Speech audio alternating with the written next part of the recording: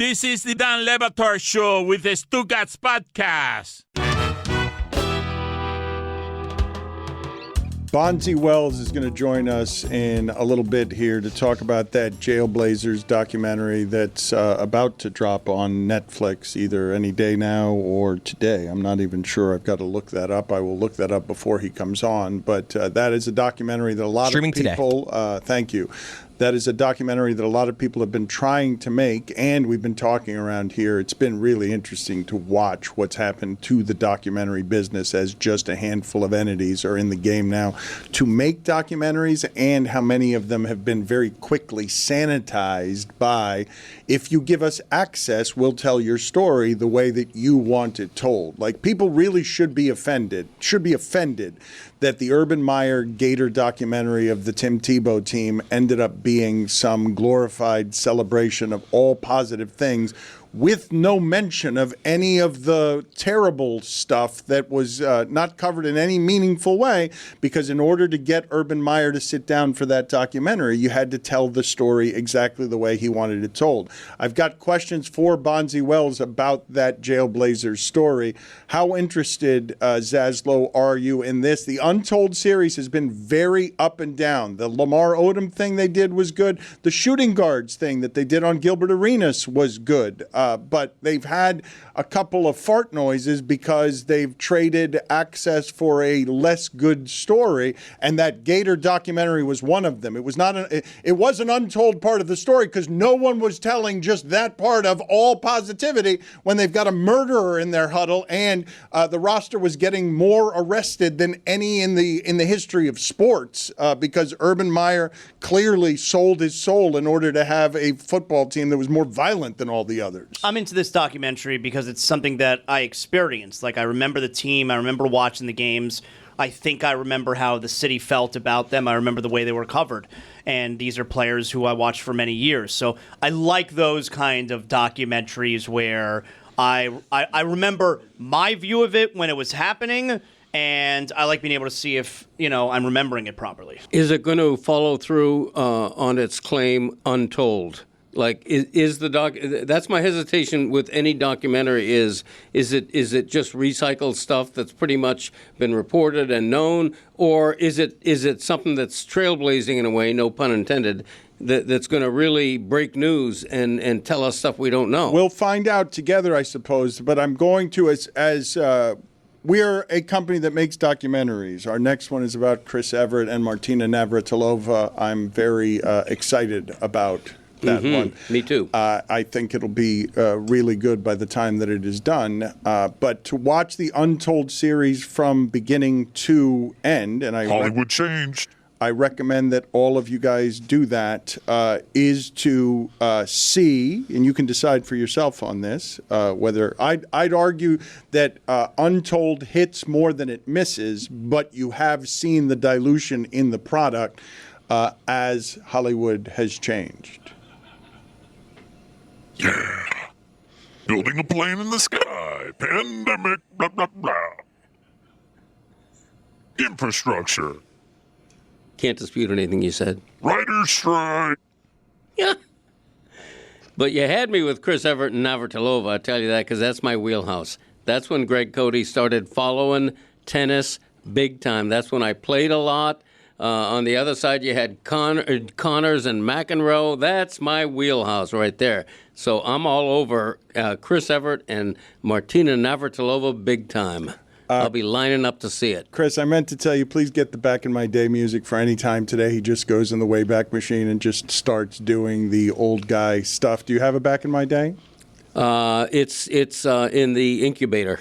It may be ready next week. Yeah, you don't want to take it out of the oven too soon. It's like making brownies. You got to have that toothpick ready. When the toothpick comes out clean, you've overbaked it. When the toothpick comes out wet, it needs more time. When the toothpick comes out with just a little bit of soft crumb on it, perfect. Same with the Back in My Day. Zaslow, why are you looking at him that way? So we don't. Right. Oh, I'm sorry. I heard him thinking that. No, I'm you. That's Oh, you. okay. That's different than me. Okay. That's your. This is your voice. That's Okay. Is your, it too close? That's your inner I'm still monologue. tinkering. It is a little over close. his, So no is the answer. Workshop that. No is the answer. You don't have a back in my day. Yeah. Not at the point. Well, it's a playoff game day for the Heat, so it's a little extra work. I don't want Trailers yes. for Say Laurent. I don't want to let 50 cents. No, you let your inner monologue. The others, they all learn from me. Ba-dam. Can't play with it. He just loves it too much. Oh, you just stay straight ahead. Try not to Ball interrupt. in the jack. Driver comfort is paramount. Okay. I'm fuller than Burn Fuller. I'm almost embarrassed at how easy that is. There's no rhyme or reason to it. It's just tickling him with his own catchphrases. Oh, but this is look. in a very slightly different voice. Okay, do me a favor. Do you have give him Zaz run Mike? Yeah, I'll do the list. Give him the 50 so that he can just interrupt Greg as Can you he's give me talking. fanfare as I do it? I always think that is kind of missing a missing element there. You will, but you will end up feeling really good about the fact that Greg Cody is tickled by nothing more than his own narcissism. So when you're sitting there celebrating him by uttering his catchphrases, I'd argue that at this point in his life, that's something that feels better to him than sex. I'm ready. For sex? No, I mean, always, baby. Where will that be? Number Where's 50. my clip? No, I'm not gonna do it. Number 50. I'm fuller than Vern Fuller. 49. Where's my click? 48. Hey, Butterfinger. 47. One. 46. Scream. 45. I'm busier than a one-armed paper hanger. Pardon me. 44. Georgia. 43. I'm the kind of guy that 42. ball in the jack. 41. Hey, we're the monkeys, baby. 40. Also can accept hey, with a hey-hays. 40. Thank you, Billy. 39. I love him like a pet. 38. Who made it a salad? 37. We're rolling now, huh? 36. Your brain beating me.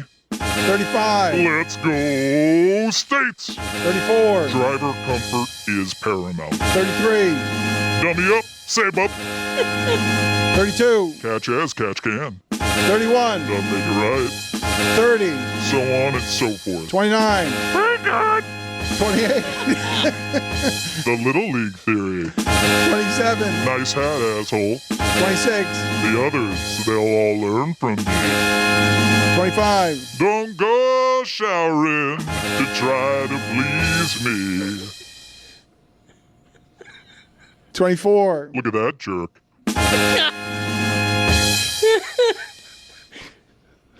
23. It's like a packing house in here. Hams hanging from hooks.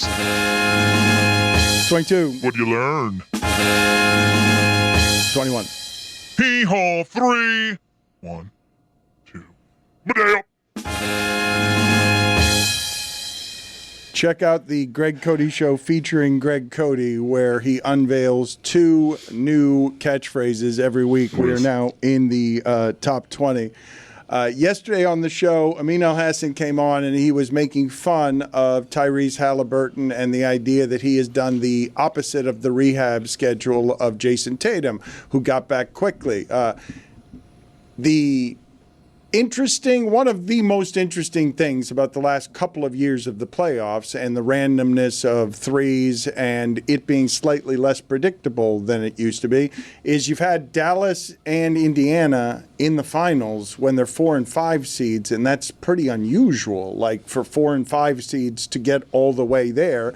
And Tyrese Halliburton got hurt And Indiana was terrible this year. They couldn't do much of anything.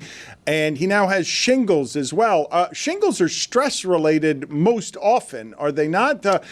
Certainly in old people, shingles... Jeremy, if you could look up for me, I associate shingles with stress. I know my dad got it when he was older, and he caught chicken pox, and it turned into shingles. Like, that can happen when you acquire that. It's the same virus, yeah. Yeah, it's a virus that gives you chicken pox. But is it also linked to stress, or am I making that up? Stress weakens the immune system, thus making you more susceptible to shingles, but no, stress is not directly related. So you made it up. But it can be a trigger. So let's listen to Tyrese Halliburton talk about what it is that he is feeling as he's lost an eyebrow. Yeah, I've lost like part of my eyebrow. My eye is always like swollen from itching it. I have good days and bad days, but for the most part, it's bad days. So it has not been any fun. I'm still honestly dealing with it. I've been taking, unbelievable amounts of medication to try to get rid of it. It hasn't worked. It's obviously caused me to like gain weight and look a little bigger, and so that's been a topic of conversation through social media and stuff. But what can you do? But yeah, no, it's not been fun, and hopefully it goes away here pretty soon. It's hard to really tell, like nerve pain. Like I've been having nerve pain now for 2 months, and in the world of nerve pain, for people who've had that before, it's not very long. So I hope it goes away soon, but there's no way to really know. Well, that made me sad. I always thought shingles was one of these things we could have fun with. No. We have a family friend who had shingles, and she was debilitated, bedridden. It can be very serious when you're older. Yeah, and it can be very, very mild, but if it hits you hard, it puts you in bed, and you're out of commission for several days, maybe weeks. And there's a vaccine for it. I used to think of shingles as the old-timey disease that was from the 50s or 60s or something, but it's a current thing. It's not. Can you look up for me, please, Jeremy, the antidotes for shingles? Because I didn't think there was medication for that. I thought that shingles was something that either went away or it didn't, and that you weren't going to get a whole lot of help from medication. So when I hear that he's being medicated severely, I thought that shingles, you just sort of, when you get chicken pox, you get chicken pox. Like you're not getting around chicken pox, and I thought that shingles was similar here. When he says he's taking an unbelievable amount of medication, I just didn't think there was such a thing that helped very much. It could just be for the pain, because apparently, along with the rash, of course, which you also have with chicken pox, like it could affect your nerves, I think. It's hugely painful. So I it's think one of the maybe more it's painful for the things. pain. It can be one of the more painful ailments you can suffer through. It's really bad. You guys are right on that end. So there are a few different medications that sometimes are prescribed to help speed up healing or lower risk of deeper complications. But really, the primary things that are assigned according to the Mayo Clinic are just different pain medications. And obviously the different pain medications, depending on what it is that the NBA player drug agreement is as well, is going to affect different things for Tyrese Halliburton. Don Le Batard. Is there back in my day? There is, actually. What? Were you not going to tell anyone? What? Wait a minute. You guys, Tuesday. guys, Why have I been doing this it's show? a Tuesday. Stugotz. Here's your guy, Greg Cody, with Back in My Day.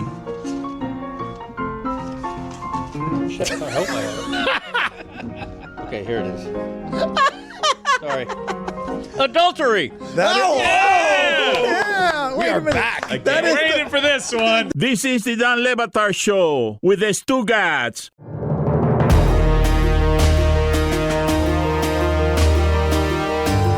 Please put it on the poll at Le Batard Show. Which animal is larger, walrus or wildebeest? Are you confused with wildebeest and like a wild boar? I think wildebeest is like one of those boring zoo Yeah, animals. you remember that scene where Simba almost gets trampled? That's all wildebeest. Like skinny horses. Are you thinking like a water buffalo? Which a walrus is still bigger than all of those animals, by the way, by several times. Well, but it can't be bigger than a water buffalo. Oh, yeah, look at that. Looks like a big hog. We're like a dog with a bone on That this is one. a boar, Greg Cody, and it's not on the screen that anyone but you is watching. You're pointing at a screen that wasn't on Right. our television. A So robot the chasing audience- a boar. Sentence you thought you'd never say, huh? Exactly. Yes, I was thinking the wildebeest was larger, and I would obviously. And while I don't think it's a water buffalo, I also don't think anybody would answer the question that a walrus is bigger than a water buffalo. By the stats that I'm looking at here, water buffaloes are 8 to 10 feet in body length and weighing about 1,500 to 2,600 pounds, which is about, a walrus is about 25 to 3,700 pounds and about 9 to 12 feet tall. Scan the room. There's me as a walrus. Once Look again, for the weak people one. can't see it. Now they can. Identify someone that can have our back. Jeremy. He's yearning for our approval. Do we have another angle of Greg as the walrus? I like the other one better. Hey, I resemble that That's remark. the one I like the best. And I resemble that remark joke. What are you? That's good. You're a I like that. 90-year-old comedian. No, that was good. You know what? I don't want your approval anymore. Yes, he does. It's true. You got my inner monologue there. A couple of Dan as a things walrus. that I wanted to get to with you guys here as it relates to what it is that Mark Stein is writing. It's a strange shirt. Aggressive nipples from Dan the walrus here. There's a growing anticipation from Mark Stein that I'd just like for you guys to exclude the audio audience slightly less than that. Just slightly less than that, because it's a pretty big audience, and I'd like to not exclude them quite that much. Sure. Sorry. The growing anticipation from Mark Stein that Kawhi Leonard, LeBron James, and Giannis are probably going to be on different teams next season, right? All three of them are likely. I just saw on the screen in here, KD is saying, Perkins is saying a couple of crazy things, as he does. He says that Kevin Durant is not a top 10 player of all time. That's not crazy.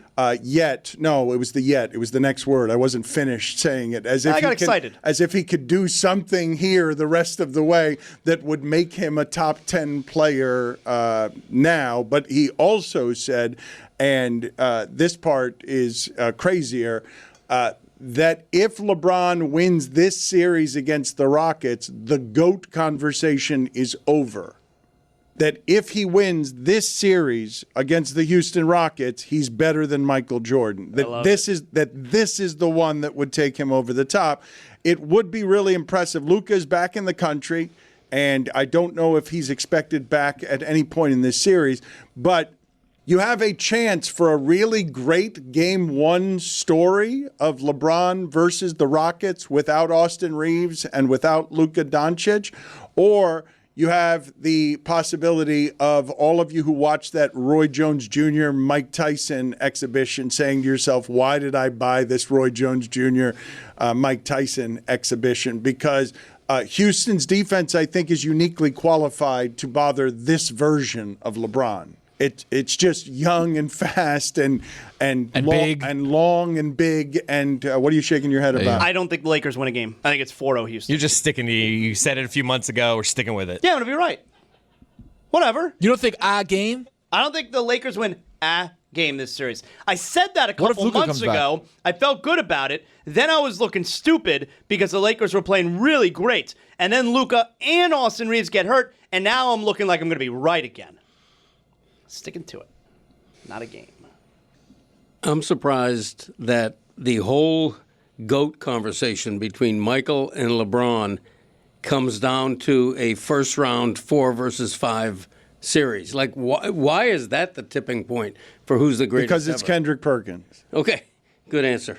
It just seems like weird to say, all right, now, if he wins a first-round series, he's the greatest ever. What do you guys do, though, with the overall of Kendrick Perkins exists to say that thing? Gilbert Arenas exists to say that thing. Dan, you said the exact same thing that Perk said. You said it yesterday prior to Perk saying it. Unless you took it from Perk. I did not. I absolutely did not say that if LeBron won this series, he'd be better than Michael Jordan. I'm pretty sure you said something very close to that.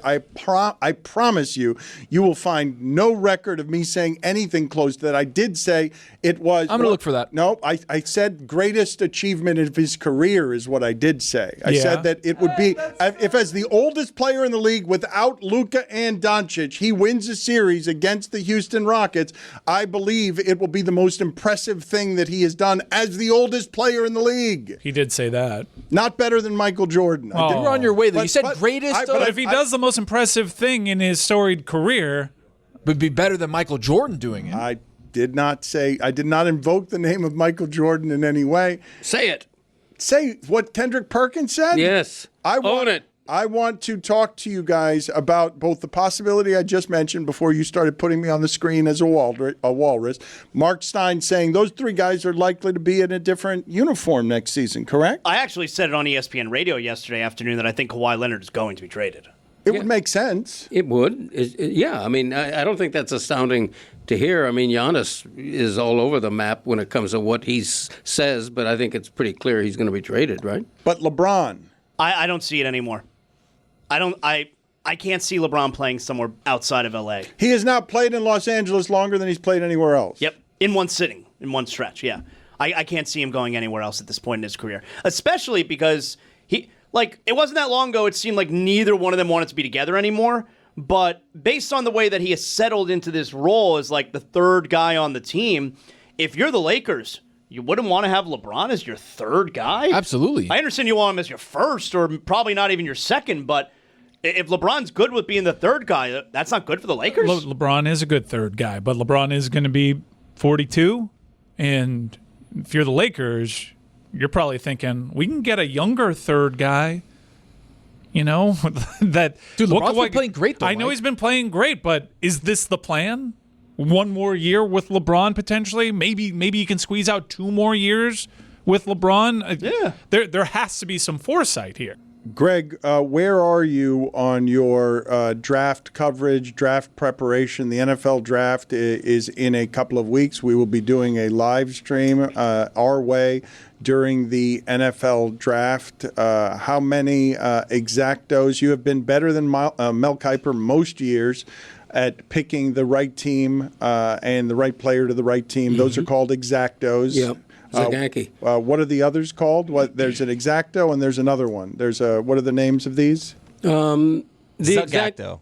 The exacto's is the big one. Yeah, but it's a Zagacto. You don't remember your sayings. That's what I can This tell is he what's didn't know. happening here, right? You don't remember what your sayings are. The draft is in 2 weeks, and I'm asking you what prep you've done, and you don't remember what Your your brain sayings are. beating me. He is. You are brain beating me. The exacto is the right player to the right team, no matter where. Like the Dolphins pick 11th and 30th.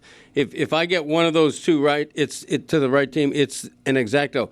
A Zagacto is the exact player to the exact team in the precise order. How many of those do you normally nail? Most exact. Ask him what he said. He's insecure about that stuff. Most exactos Counterpunch. are Zagactos.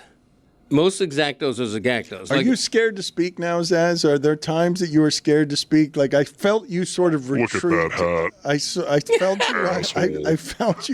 I felt you retreat as you sort of slurred your way through the middle of that sentence. I was talking normal. I don't know what you're talking about.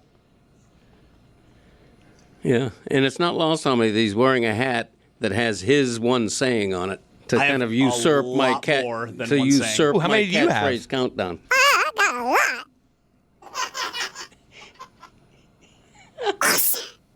Take that as bad news for the bank. Yeah! That High food. Weapons. We got a lot. See? that's Samson's inner monologue. That's not Zaz's inner I got like monologue. 8 options over here, man. Your brain beating me. Wait a second. Your brain beating him. I don't think you guys realize how passive-aggressive Greg, on a day where we've gone to his top 50 list twice and only gotten halfway through it and aren't yet at the top 20, saying to Zaz, whose cap is backward, your one saying is on your hat. I see. He was saying, I've got 50 of them, and they fall off of me easily. You've got one. Like, how self-involved is Greg that you essentially just claimed that I choose my clothing in the morning based on you. Well, in this case, I mean, come on. But Cody is your boy. I'm in the middle of my award-winning top 50 catchphrase countdown, and you have your catchphrase literally in my face.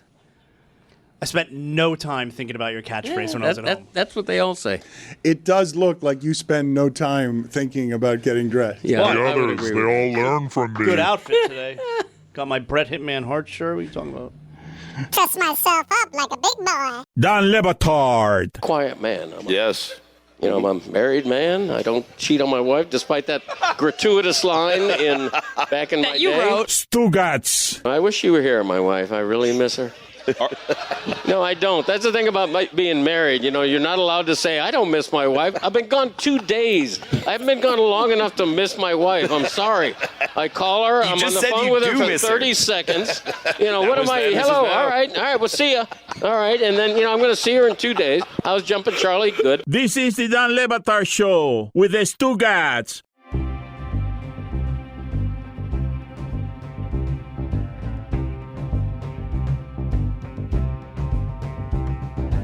We have reached a new normal in the aging of athletes, so that Ovechkin had a hat trick a couple of days ago, and I'm like, how is it possible that these people are playing into their 40s successfully? How is it possible that the oldest player in basketball is LeBron James, and he's still routinely putting up triple doubles? They're all 7 and 8 years. They've changed the pharmacy, and the science of this has changed aging by like. It really makes you think. 8 years in sports. What could be the reason? Yeah, it does make you think. All these athletes doing unprecedented things at older ages. Say it. Say the thing. Is that where you guys... This is not... There we go. It's me now. Dan, have the courage. We've danced around it. We've tried to make other people say it. Just say it.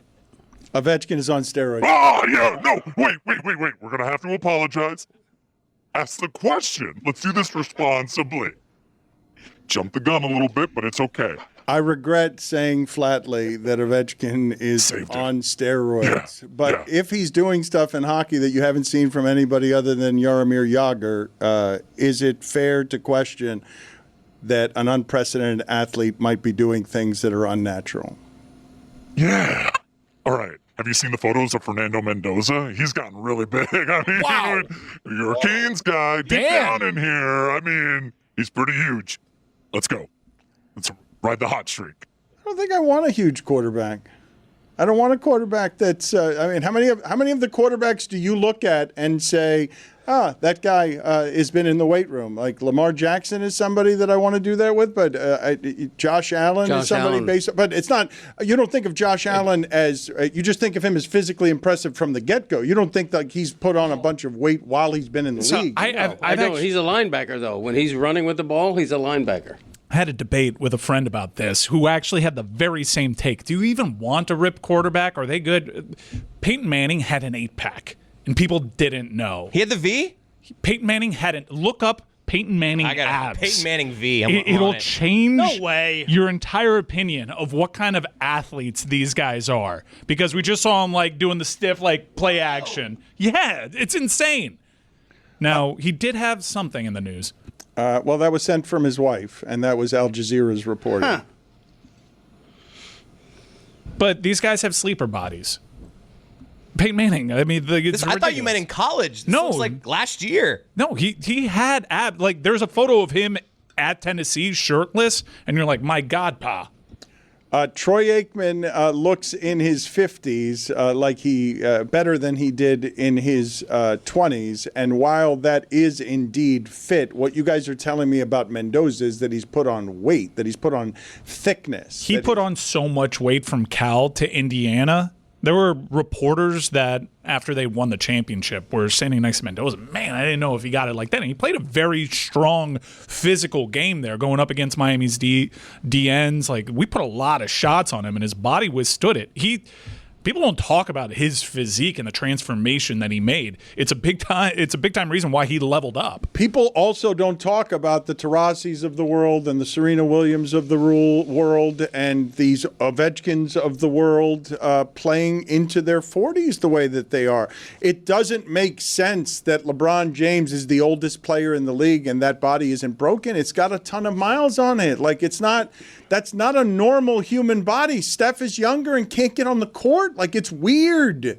It's in the history of human evolution, you just don't have the ability to play into your 40s. And then Brady's the greatest example of all, where I'm assuming that most of you listening to this don't think it's absurd that Brady could come in for the right team next year and be a functional quarterback at 49. I think it's kind of crazy. I mean, he was doing it at 45. Did he win a title at 43? Did he win that Bucks title at 43 years old? Like, you say it's kind of crazy, but what's crazier? Tom Brady playing A down in the league, or doing what Joe Flacco did last year, or doing what Phillip Rivers did last year? What's crazier, Tom Brady doing that for a game, or winning the whole championship in his 40s? I guess for me, it's because that guy Joe Flacco hasn't stopped. Like, Brady having stopped for several years at this point, I don't think he can jump back in. I get why it is you would question that. It's not absurd, but the only player I could say it about and not make it absurd is this one. Mm-hmm. It's legitimately the only one in the history of the sport that I could say it about, because the way that he has cared for his body makes him in that sport an unprecedented human being. Brady was 43 and 188 days old when he won Super Bowl with the Bucks. Man, I'm 45. I mean, a couple of weeks ago, Brady did talk about maybe wanting to come out of retirement and play another season, but the NFL basically told him you need to divest of your part ownership, and he said, maybe not. But when we're talking about how these athletes play well into their 40s, tennis also, that was a sport famously where you hit 30, you're kind of done. And guys started pushing that limit. Women started pushing that limit. Messi, Ronaldo, even though he's trailing back some now. We're talking about all-time greats. LeBron James, all-time great. In the NFL, we keep mentioning Tom Brady as a gold standard. He won a Super Bowl at 43. But we see other all-time great quarterbacks hit a wall when they're approaching that 40 number. Like, I mean, Drew Brees totally fell off a cliff. Aaron Rodgers fell off. We should put a little respect on the name, too, and realize that we're talking about all-time greats here. Roethlisberger. Yeah, like they all look like that's what aging looks like. And Brady, yeah, I mean, a lot was made of his doctor and pliability, and that's probably a reason for their success. But also, these are Mount Rushmore all-time athletes in terms of success in their sport. We talk about Kirk Cousins and his ability or not ability. He's 37. Right? We talked about the Achilles. We talked about him falling off a cliff, his arm not being the same anymore. And Brady won how many Super Bowls after 37? I got to tell you, that I can understand it with these guys. The one that totally threw me is what Phillip Rivers did, which was one of the most astonishing things I've ever seen in all of sports. Like, he went to Seattle, and he looked like the best quarterback that was on that team. Just hopped in, not a body guy, clearly. And to be able to do that with zero prep. Well, he couldn't Super throw. Bowl. He couldn't. Like, it really was all about his mind. Yes, but that was still super impressive. You're telling me, he couldn't throw. He played quarterback effectively. Yeah. That was a good game against the eventual Super Bowl champions. But when you say all-time greats, because you're not wrong about that, but there have been a lot of all-time greats before that, and only recently do they get into their 40s being able to play. There have been many, many all-time greats, and we don't have the proliferation. This is a celebration of science more than it is of all-time greats. Yeah, 100%. It's about taking care of your body. Back in the day, you used to smoke cigarettes in the locker room. I hear you, but we're not talking about, they're in this class of all-time great. With Brady, Serena and LeBron James and Messi, we're not talking about perhaps they're the greatest. There are strong arguments to be made with these four in particular. No, they're simply the greatest. But most of us did see Michael Jordan with the Wizards, and it was all jump shots and his body's broken, and that was in his late 30s. But I think that's where the celebration of science comes into play. Like I would imagine that it's because of medicine. That all right, so put it on the poll at Batard Show. More athletes in their 40s, pliability or liability? Because I'm just asking the question.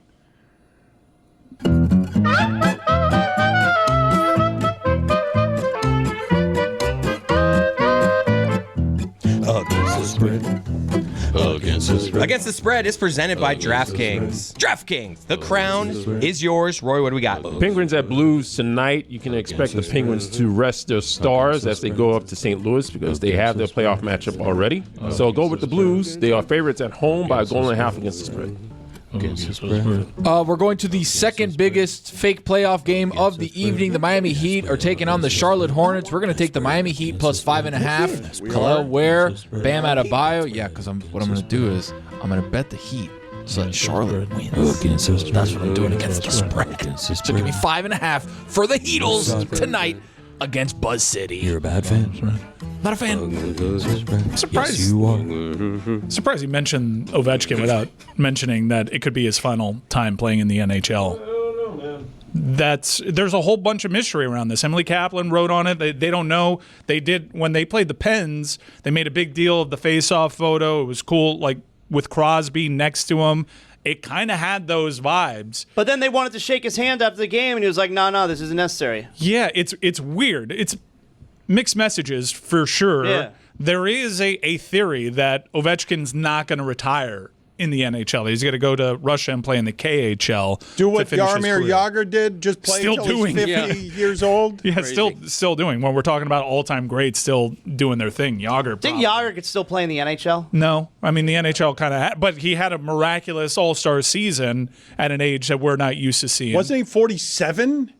Like, what was the his all-star season with the Panthers? What was the ridiculous all-star season age of Jaromir Jagr, who oftentimes people would end up watching at the facility? He's there at midnight. He's always been a body guy, too. Skating. His last year in the league was 45. 45 years old. Was that his all-star season, or was that? No. No, I think he was like 2-3 years removed. He was an all-star at 43. So he was an all-star at 43. Tom Brady won a Super Bowl at 43. What we're talking about is why Nick Wright is allowed to say with a straight face LeBron James can still be an all-star at age 50. Because while preposterous on one level, it's no longer out of the question with all-time greats like that who take care of their bodies. Look at what he's doing now. I don't know his stats, but he's having a great season. Again, he's relentless. If you want the theory of Alexander Ovechkin chasing 1,000 goals, he is 71 goals away. So Jagr is still playing at 54. Did you guys get moved at all last night with Jonathan Quick and the Rangers shaking hands with Panthers who were coming over, some of them in dress clothes, getting on the ice to just respect a champion the way that you'd want the punctuation on your career to be if you were the Rangers goaltender who had won a champion? Florida does not like the Rangers, but they extended him this respect because they understood that they were dealing with a champion goaltender. I felt bad for Jonathan Quick in that he's certainly appreciated in hockey circles. That's a name, considering where he won his championships and the performances he had. He was in this weird time where ESPN wasn't talking about it, the NHL. The NHL was battling, trying to win fans back from multiple lockouts, and he really dominated as this sport tried to get traction back into the mainstream, because at that point, people were thinking about it as like, it's really 3.5 majors. So I'm glad he got that moment. Zaz yawned, and Greg started looking at his blog and internet podcast pod numbers. He stopped listening to you at all. As a matter of fact, I was... This is a new and unimproved Dan Le Batard show with the Stugotz. Gamble on by DraftKings.